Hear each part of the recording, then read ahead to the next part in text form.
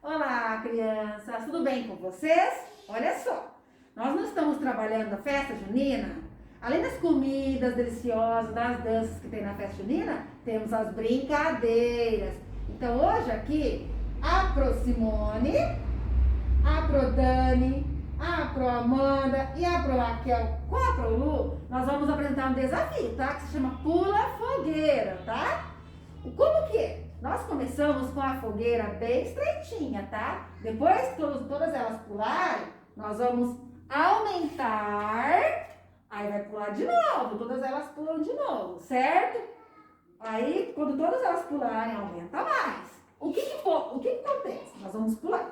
Se de repente alguma delas queimar a fogueira, cair aqui, ó, acertar nesse pau, que faz de conta que é o pau da fogueira, que é as coisas da fogueira, perde a brincadeira e sai, tá bom?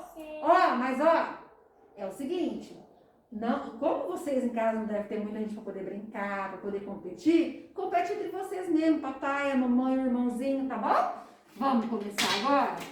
Vamos lá, deixa a Pro Lu pular, primeiro, começa aqui, depois as meninas vão pulando, tá? Consegui!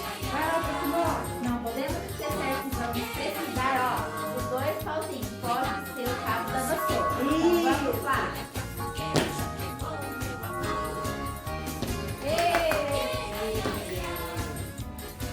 Agora vamos aumentar a nossa fogueira para ver quem vai conseguir. Uau, consegui!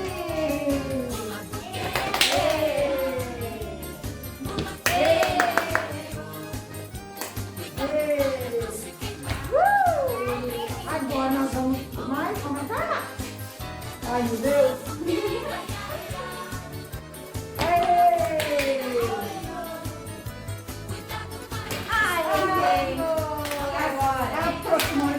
Então a regra, pisou na fogueira, caiu dentro, sai da brincadeira.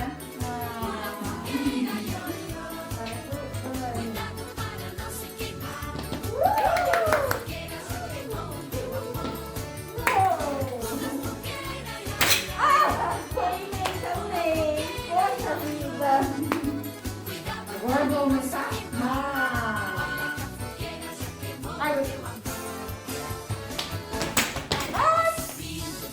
Também tô fora, eu queimei a fogueira.